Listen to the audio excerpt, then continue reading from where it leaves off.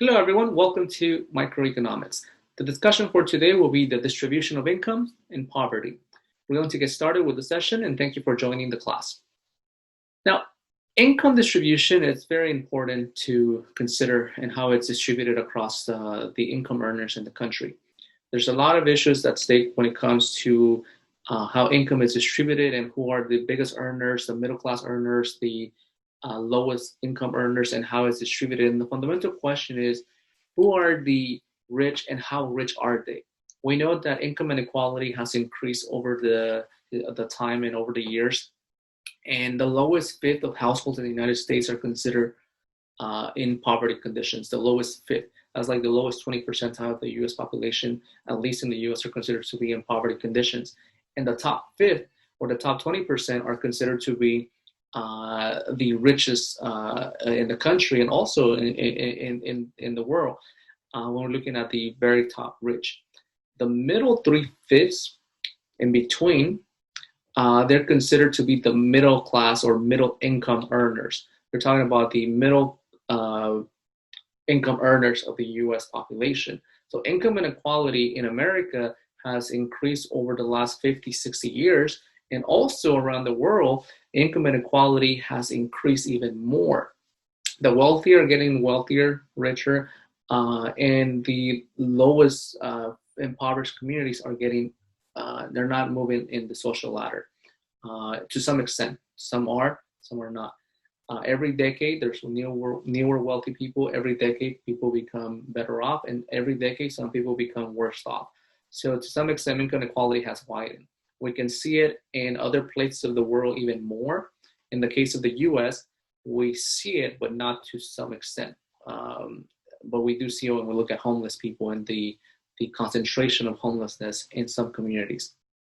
Now, let's look at the data. In the following charts show the income distribution of the 1960s, specifically 1967, and the income distribution in 2015. So we have the lowest fifth in the 1960s, 1967, had about 4% of the national income. The second fifth had about 10%. The third fifth had 17%, and the fourth quintile had about 24%. And the top fifth, the top income earners, had about 43% of income distribution, meaning that 43% was going to the highest fifth, the highest 20% of the income earners, and the middle class families, middle class collectively among them would take respectively just about the same amount together. This 10 plus 17 plus 24, we're looking at approximately 53% of the income between the middle class quintiles. By 2015, or several decades later, the bottom quintile only takes 3.1% of income distribution. The second fifth takes even less income than they did in the 60s. And the third and fourth quintile are just about the same amount, but a little bit lower. The middle class, right in the middle, the fifth quintile is a little bit lower than what they were in the 60s. And the highest fifth quintile, which is the highest 20%, are taking more than everybody else, 51% more. They have increased their net wealth. The 60s were considered the time of middle class America, where income distribution was relatively distributed across the middle income families. Now we have even a greater inequality from the richest to the poor. And what defines the poor is basically the poverty line in the US economy and across the world. The poverty line, or in the world standards, is someone, depending on the demographics, logistics, and also the purchasing parity, it's someone making a living off less than $2.50 a day at the poverty level for the world standards. Or extreme poverty, someone making a living off $1.50 a day. For the United States, it's a little bit different. The United States has a higher income per capita across the world and a higher income ability, but there's also poverty conditions different than in different parts of the world. But we also have a lot of people that are homeless. So the poverty rates in the United States are different. Someone that's poor in the United States is different than someone that's poor in a different location. So for world standards, it's living off $1. For poverty conditions, extreme poverty conditions is between $1.50 a day to $2.50 a day for extreme poverty situations. For relative poverty, it's different. Relative poverty and absolute poverty are two different ways of looking at poverty rates. So let's take a look at income distribution across different ages and different times. The effects of age and in the income ability of a person. So we must distinguish between two different people who are in different different low income abilities, to say a better word than poor, for long periods of time, and those who are poor for short periods of time or temporarily. So we have John, who is 18 years of age. We have Stephanie, who is 28 years of age. John, at a lower age, he has lower income, $10,000 in 18. By the time he's 28, he has gained education, probably employment experience, etc. His income raises to $35,000. And as he gets older, 38, $52,000. At 48, he's making $64,000. And at 58, he's making $75,000. Total, he's making about $236,000 for his working cycle. Stephanie, at the age of 28, she started making only $30,000. By 38, she's making $45,000. And at 48, she's making 60. At 58, 58, she's making 75. And if you notice, at 68, probably she retired. She's only taking home, or she's working, but working half as much given the age, $26,000. But her total earnings are still netting $236,000. But if you notice here, Stephanie, without the 68, if she worked up to the age of 68, she will probably have a lot less income at the end than John. So she also started a little bit later in terms of the calculations. So you may have lower income at the age of 18, because you're just entering the market, than someone that is 28. But as time increases, your income is going to rise, and sometimes it increases a lot more. And Stephanie, she's already 28 when we started, so she may have even income before that we didn't account it in this case. So not because someone is poor or has low income today at a younger age means that they're going to have low income later on. They may become better off or significantly better off, that they have incomes that are significantly greater, or sometimes they stay about the same in certain situations. So when we're looking at the income ability of a person, we have the net income equation of what someone takes home. In individual income, it's divided into your labor income, your workable income, meaning where your place of work. Where do you work determines your income ability, whether it's hourly wage, salary, contract wage, etc. If you have labor income, that's primarily from your employment. Asset income, any assets that you have that you collect residual income or some earnings. Transferable payments, things that you receive from state government, local government, federal government as assistance, minus your taxes. So your individual net income is when you account for your labor earnings plus any residual asset income plus transferable payments that you may be receiving in the form of additional benefits, minus taxes. So we're assuming your labor income is not yet, in this case, including the taxes, or we're taking the taxes at the end. And transfer payments are any form of payments that are transferred to a person that have not made actual work, or they haven't worked for that payment. These are typically governmental assistance programs. Social Security benefits, supplemental income programs that help families with additional income in case their income is low, unemployment insurance benefits, or any supplemental programs that help the family or help the person as a transferable payment. Simply, you just transfer the funds from one account, from one assistance program to the family. That's why it's called a transfer payment, whatever that transfer payment may be coming from. It could be a housing, subsidized housing payment that someone is helping with in this case. So we're looking at the individual's equation that someone can have. Of course, the greater the income ability of a person, the greater the net individual income, and the greater the level of savings, the greater the level of potential investments, the greater the level of net wealth over time. If you have higher income ability and higher asset income ability, you lower your necessity of transferable payments, supplemental income programs, for example. Social Security, most people will get it, but it's only a certain cap, certain percentage. And unemployment insurance, only if you are not working, etc.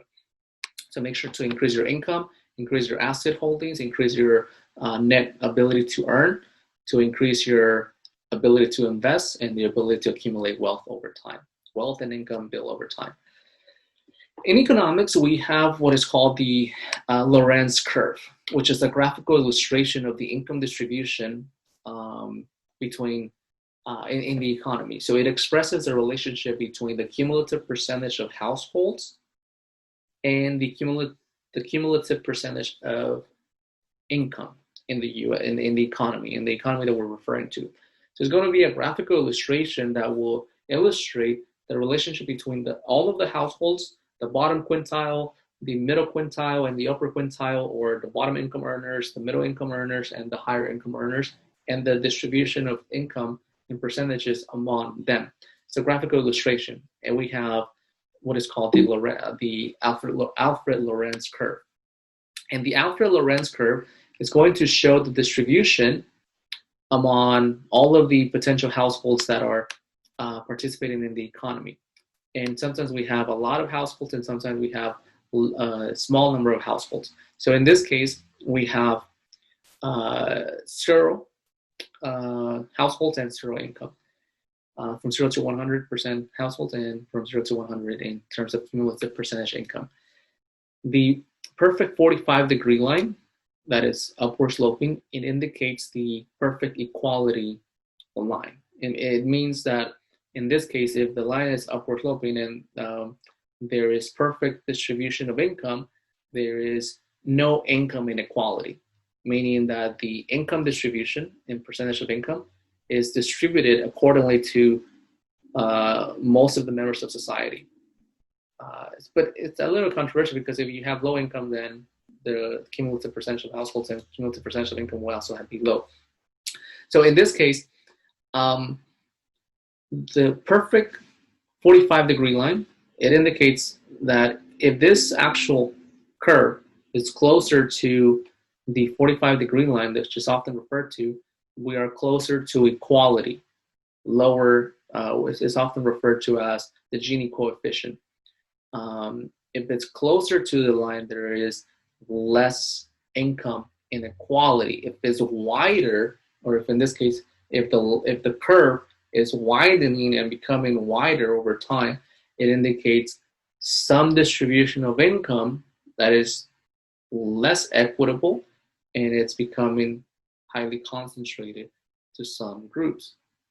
So in this case, we have a Lorenz curve that indicates the deviation of the distribution of income across the household members. And the bigger the deviation, the bigger the curve, the wider it is, the gap, the greater the gap, the greater the income inequality. The smaller curve, and we can actually measure the area and do the Gini coefficient analysis, but for this discussion, we're only going to explain what it is.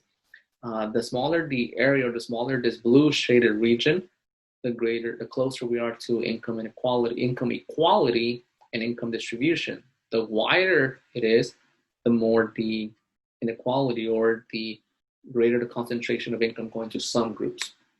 So here we have the Lorenz curve based on the 2015 income shares for the United States, which it indicates the bottom 20 percentile, the upper 40 percentile, the upper 60, 80, and the upper 20 percentile, which make up the percentage of households.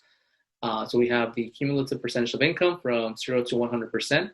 We have the bottom 20% of the population on the horizontal axis. The next 20% of the population here is expressed in quintiles, 20% quintiles. The middle class is between the 40% to 60%, and even the upper middle is considered in the in the 60 to 80% category. So the first fifth is the lowest fifth of the population, taking home only 3.1% of the income distribution. The second fifth, or the next 20%, between 20 to 40, is taking home, in this case, between 3 to 11.3% of the income distribution. So 11.3, or together taking 11.3 of the income distribution. The third fifth is taking home 25.6% of the income distribution. The 80% of the population is taking home 48.8% of the income distribution. And if you notice, the highest income earners from 80 to 100, they're taking home the difference. So they're taking home the bigger share. From 48 to 48.2 to 100, they're taking home approximately 52% of income distribution. The highest income earners, the highest fifth, the highest 20% earners of the income bracket are taking home 52% of national income. In this case, in percentages, 52%. But the upper 20% income earners are taking home 52% of total income. And the bottom 80% are taking home only 48.8%, with the lowest 20% of the population only taking home 3.1%, very little. So the highest 20% are taking home a lot. So this Lorenz curve is actually based on the historical earnings of, it's actually 2015, historical earnings of the income shares for the United States in the U.S. economy, and how much income they're taking given their population demographics and the income abilities of the person. So let's assume here that we have Ali, Elizabeth, Juliet, Robert, and Carlos that receive the following incomes. Ali takes 1,000, Elizabeth 500, Juliet 250, Robert 150, and Carlos takes the least at 100. And they're taking this home, this income, according to their work or their nature, for example, for the week. So Ali takes 1,000. The total income, it has been divided across all members of, in this case, Ali, Elizabeth, Juliet, Robert, and Carlos. And we have $2,000, and each of them take different percentages. Ali takes 1,000, which is 50% of the income. Elizabeth takes 500, which is 25% of the income. When you do 500 over 2,000, it's 25%. Juliet takes $250 divided by 2,000. That's 12.5% of income when you multiply it times 100. Robert takes $150, which is only 7.5%. Carlos takes $100, which is just the lowest, which is 5%. Each of them represent a quintile. Carlos represents the lowest quintile, which is the lowest 20%, taking home only 5% of the income. Robert represents the second quintile, which takes home 7.5% of the income. Juliet represents the third quintile, which takes home 12.5%. Elizabeth represents the fourth quintile, which takes home 25%. And Ali represents all of the higher income earners, taking home 50% of the income. The cumulative share of all of them should add up to 100%. This is a basic distribution of income and how income is distributed across different income earners in the labor market. Often cases, higher income earners earn a lot, substantially more. As you see, Ali takes home more than Carlos, and the lower income earners earn significantly less for various reasons.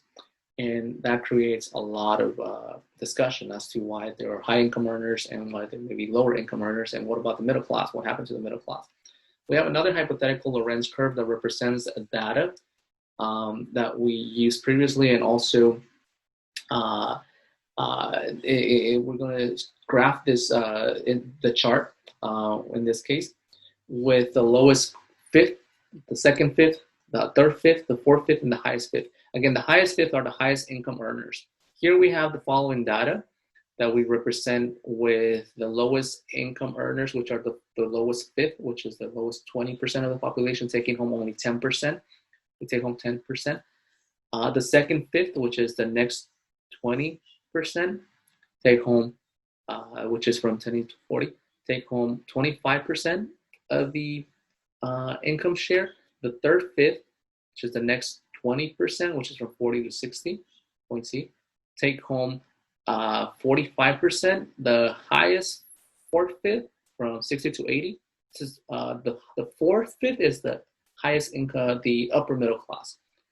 Take home 70%, 25%, and the top 20% take home 30%. So this is kind of a natural distribution, because if you notice, the Lorenz curve is actually closer to the perfect equality line, the line of equality. If it's closer, the equality is relative. The distribution of income is relatively, for the most part, equitable. Most people are taking similar shares, with the third fifth taking closer to the fourth fifth, and the fourth fifth is not too far off from the highest fifth, and the second fifth is not too far off from the third fifth, and even the lowest fifth is not too far off from making it to the second fifth, and so on. So this could represent income mobility that is greater to achieve. But in some cases, it may be harder to achieve. So in this situation, we have the case that if the 60% of the households were to take 60% of the income, then we will have perfect equality. But in reality, 60% of the households are taking home only 45% of the income, which means that we have some inequality, some distribution of income that is going to the upper, the next quintile, which in this case is the upper fourth quintile, which is taking 25% or more. And then we have the other ones that are in the higher 20% that are taking even the greater amount. The remaining share, they're taking 30% more. So the Lorenz curve, the greater the gap, the greater the inequality, the closer the gap, the more closer we are to income equality. Again, this is not that bad, actually. This shows that you have some mobility. The lowest fifth, or the lowest four individuals, can actually move to the second, and the second can move to the third over time. If it were higher, it's a lot difficult to move along social mobility. But it takes time. Typically, it takes about 5 to 10 years to move from one group to the next in regular social mobility. The common misconceptions about income inequality is that inequality, you cannot really see inequality in high-income countries, or that high-income countries don't experience significant income inequality as others do. In a country where income inequality is rising, individuals sometimes cannot become better off. If it's a common misconception. So in a country where income inequality is rising, individuals cannot become better off. That's incorrect. The United States has one of the greatest income mobilities and income inequalities in the world. We have a lot of people that are multimillionaires, a lot of people that are doing really well, a lot of people that are high income earners. We also have a lot of people that are in poverty conditions. Again, relative poverty conditions. Someone that is poor in the US is in relative terms impoverished comparison to other countries. So we need to distinguish between relative poverty, absolute poverty, and extreme poverty. For the case of the United States, a lot of people do well. You can move from social ladders over time, but it does take some time. We need to make sure to specify that it takes about 5 to 10 years to have higher income or start a business and be successful. It really takes some time to succeed and make more income. So for example, if you see someone doing better off with a significant Ferrari or a car, luxurious car, the mansion, someone else may still be doing okay, not as better off, but relatively good. In terms of real income, some people may be better off, significantly better off, but the income distribution could have become even worse. Could be worse. You know, some people still have a car. It may be a regular, traditional Toyota, Honda, or any other car, or a Mercedes. If you really want to compare, to some extent, you may be driving a Mercedes C-Class, which is a really nice car, but it's not a Ferrari, but you're still relatively better off. You know, you're still okay. Or just any other car that will still get you from point A to point B. And it's a good situation, not too bad. But there are some people that may not be able to even afford a car, even in developed countries. In the case of the US, for example, some people are still struggling, and that's real. The income inequality between the upper quintiles is a lot greater than nowadays than in comparison to the bottom quintiles. So income inequality it does exist significantly, but you still have some ability to move up in the social ladder. Now, when we're looking at factors contributing to income inequality, We have the case of innate abilities, grit, attitude, motivation. People vary in the degrees of intelligence and degrees of creativity, the amount of effort contribution that they provide to the company, to what they do, to what they excel in. The work and leisure time. Some people would choose to be workaholics, work all the time, Monday through Sunday, Sunday through Monday. Other people prefer more leisure, more pastime, more passive and calm time. If you work all of the time, you could sacrifice work and income with a good quality of lifestyle, but some family time is foregone. Some people prefer a combination of leisure and passive time. Some workplaces have combined both of them to mediate those effects. It really depends.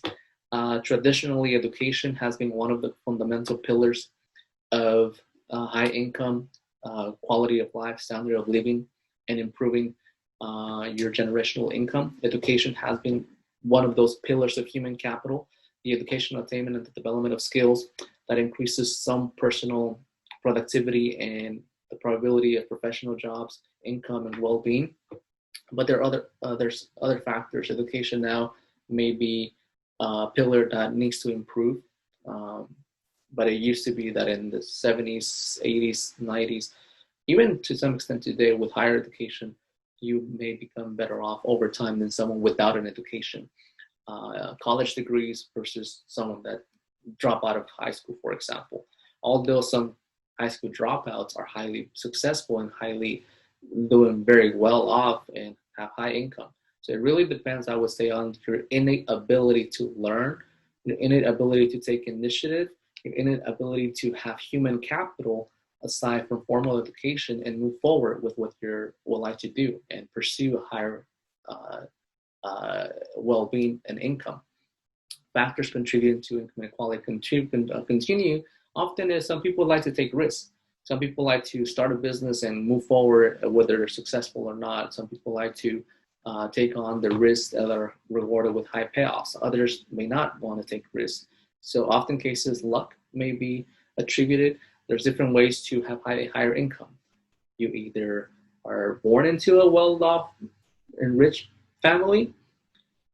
You have to work really hard to achieve where you are.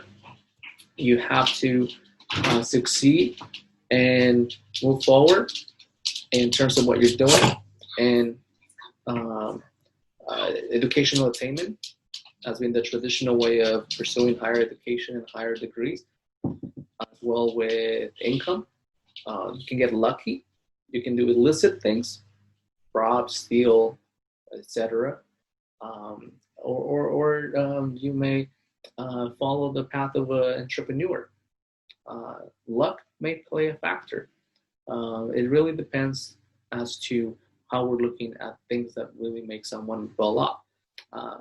And in other cases, you have to work hard. You have to work hard. So and some people may attribute that discrimination may limit other people's ability to move forward. And there are studies that show that there could be potential discriminatory practices, but some other studies have pointed out that even after you account for professional attainments, for demographics, income ability, etc., the wage disparities are minimal. So wage discrimination is possible when there's a situation in which individuals of equal ability and productivity are paid different wages exclusively. That's wage discrimination, yes. When you account for those abilities, that productivity, the demographics of individuals, you see actually the disparities may decline, but you still find two different groups of two different individuals of two different groups earning different wages. That's what is called statistical discrepancy or random error. There is potentially some differences in income attributed to discriminatory practices, etc. Why income inequality exists is in some cases, even in a perfect world, this is important. Even if you had the ideal perfect world where there's no discrimination, no prejudice, no people holding anyone else back, there's differences will still exist in income and in other things. because people are different. Some individuals are naturally more gifted. Some individuals have more intangible skills that they're naturally born with. Some individuals will be more productive, have the go-getter mentality, will move forward in terms of what they do, will put more effort. Some people have more marketing skills. Some people would be naturally more aggressive, take more risks. Some people will undertake more educational attainment on their own. On their own, you can have two people with the same sex, with the same demographics, with the same background, with the same schooling, with the same location. Again, we're accounting for the same location, same school that they went to, same age, same background, same demographics, but yet both of them can make different decisions. And it has to do with their decision-making process, or probably the composition of the household. It depends. There will still be some differences, and someone will succeed and someone won't, and that naturally differentiates income abilities. But to some extent, there's still some things that need to be done to improve, because there's different reasons why different situations arise, and not everything's perfect.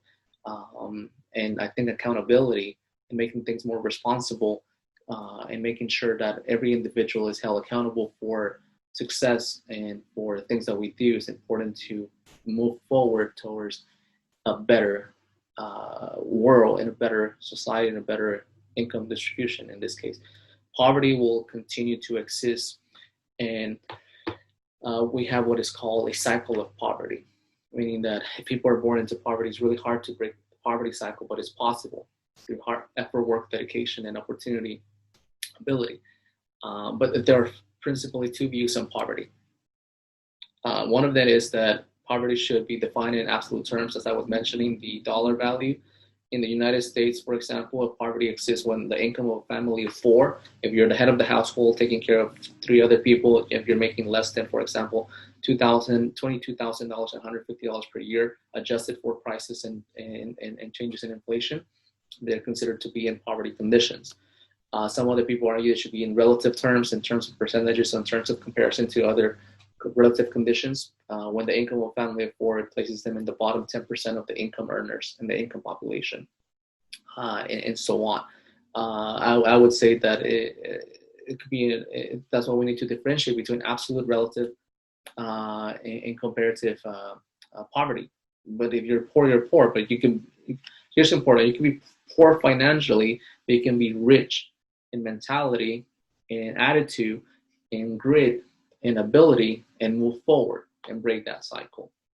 But sometimes it's really difficult to do so when everything else is really low financially. We do have a poverty line threshold in the United States, at the world level, and breaking that poverty line is important for the success of yourself, the success of your family, and the success of those that you contribute to as well. The poverty line, continues to increase. The people in poverty continue to increase over time. As the world develops further, poverty figures are not adjusted for regional differences in the cost of living. So there could be overestimates, underestimates of poverty, but the bottom line is that poverty is poverty. Low income is low income, and it's a tough situation to be poor anywhere where you are. You can be poor in a different part of the world. You can be poor in the United States. There's actually relative comparison.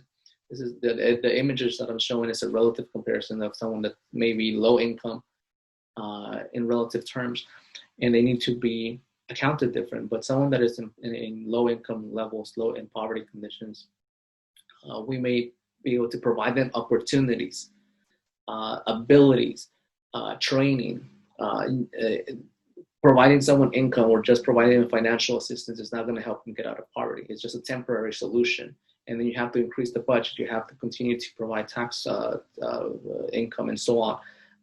You have to increase the abilities of the person, the technical skills, the educational opportunities, develop the infrastructure, develop institutional arrangements for education, so they can increase their human capital. To resolve the low income poverty communities, you have to train, develop the area, provide tangible resources for success for long term. providing just financial assistance is not going to help resolve the issue of poverty anywhere in the world. It's the development of infrastructure, capital, plant, equipment, education, access to education, providing opportunities, and the access to those opportunities as well. Otherwise, it continues on. Healthcare facilities, and so on. It's a tough situation, it's a tough subject, but poverty may continue to exist if the world develops and continues growing. The greater number of people, the greater number of wealthy people, the greater number of upper wealthy people, high income earners, and the greater number of people in poverty conditions. Well, hopefully we can help those in the lower income categories with better policies, with better access to education, with better access to opportunities, with better infrastructure, and increase their human capital training ability and skills in order to have them move from one place to another. Who are the considered impoverished communities? Often cases we have the population groups that are considered to be household keepers, traditionally females. It has been the case historically, according to the data.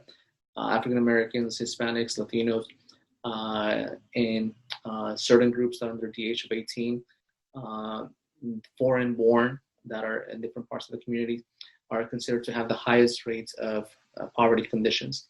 The total population that is considered to be impoverished, we have about 15% of the US population as of 2011 that were considered to be in poverty levels. And when it comes to the demographics, Asians, whites tend to have about 10 to 12% of poverty rates. And if you're working full time, you tend to have a little bit less. And if you're married, it's important. If you marry and have a good partner, and who you marry is important, because who you marry can either lift you up financially, or your partner, or it can actually hold you down. So married couples are a little bit less impoverished because they have combined earnings, combined investments, combined savings, combined income, etc.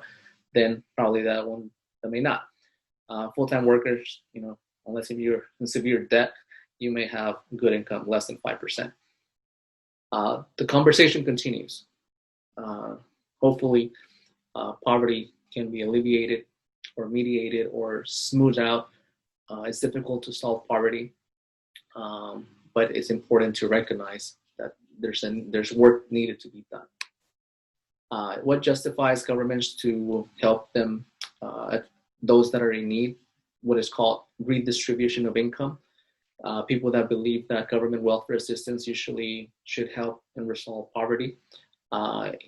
It may be, as there's conflict in terms of to the extent that government can help. Some people believe that we need to have universal income, universal assistance, standard income for everyone. Well, there's potentially a public good free rider. Some people may be discouraged and not even want to work. They don't even care about improving. Some people that really want to succeed and want to take the effort may be potentially inclined not to anymore, since everybody is going to get the benefit.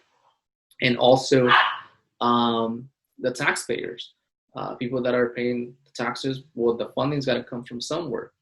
Either you borrow money from abroad, you issue government treasury bills from the Federal Reserve, or from taxpayers' money, etc. There's always certain issues. There's justifications, and some people argue that we need a better social insurance program to protect those that are in need. So for the most part, it's really difficult to solve this issue of how to benefit those that are in need. From our perspective, increasing the opportunities to training facilities, educational attainments, and increasing the human capital is probably the best